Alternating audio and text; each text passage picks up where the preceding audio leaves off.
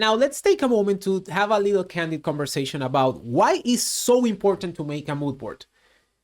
And it's mainly two reasons. The first one, it's always has been important. It's that we need to agree beyond words, beyond buzzwords, how the aesthetics that we are developing, the visual style, the visual language that we are employing and developing reflects and delivers the narrative and the story that we're trying to tell. And secondly, now more than ever, that those aesthetics are production friendly and are budget friendly. Like they can be produced with the resources we have. This second aspect of it has become way more important now in the age of AI, because with the zeitgeist of expectations going into directions that everything should be cheaper and everything should be faster, budgets are shrinking, timelines on developing are shrinking too. So we need to be sure that when we propose something, we are able to create that aesthetic consistently and in a budget-friendly manner, so we don't shoot ourselves in the foot.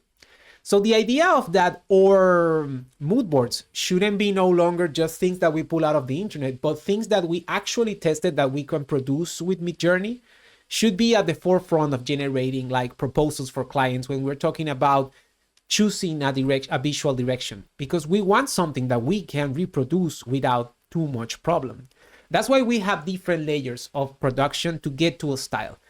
We suggest that always first we need to go into trying to produce a style with Midjourney, because Midjourney is the most cost-efficient tool that we have, and it's the most widely available and familiar tool that we have at the company.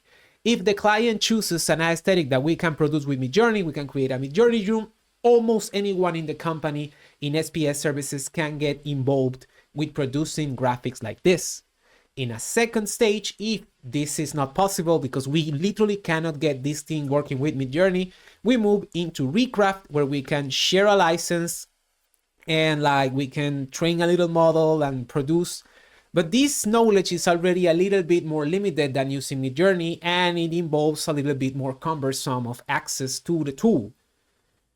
So we're trying to avoid making it difficult to produce this project. And of course, most of all, we are trying to avoid having to train a LoRa or a model for Flux, because this, besides being the most cumbersome, it's also the less likely to be able to be shared. There's less people in the company that it's able to do this, reproduce this, and that has access to the tools, because the tools that take to train models are not that scalable yet inside the company.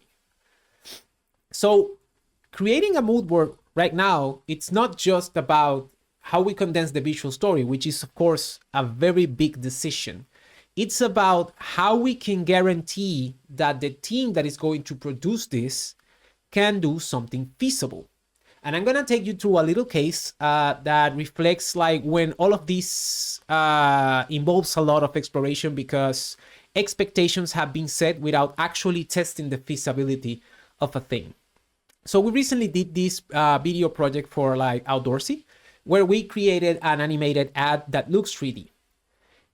All of this mood board that you're seeing is actually for that. The client was shown this on a possible mood board, and the team proposed this aesthetic without actually testing if this was possible to reproduce, just hoping that it could be done with AI. It also proposed that this was going to be animated without actually testing if this could be animated.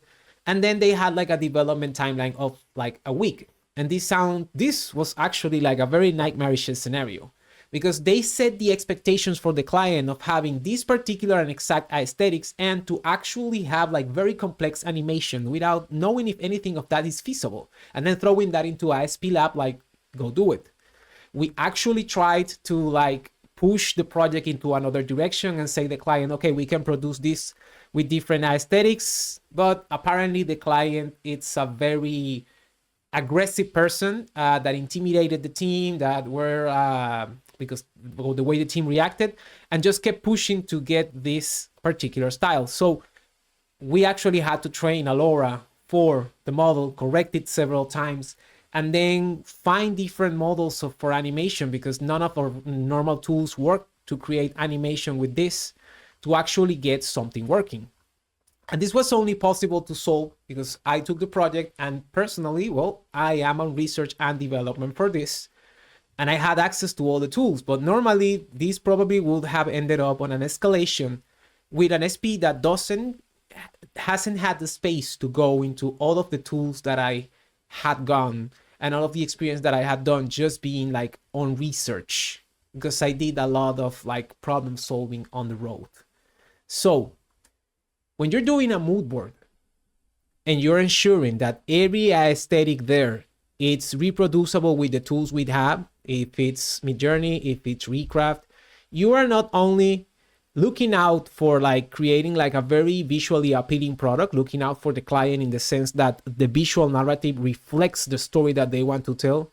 You are most importantly looking out for our team. You are looking out for us in the sense that whoever takes this will be able to fulfill the requirement to generate consistent images in the time frame that is needed. And if the requirement, like I was with this, is to produce video with this, that also the images are AI friendly, AI video model friendly, and can be turned into video with what we have available. If we have access to Recraft, with Recraft. If we have access to Runway, well, with Runway. If we have access to Luma, well, with Luma. But by doing this, you are building a wall that protects your team. Never skip your mood board, please.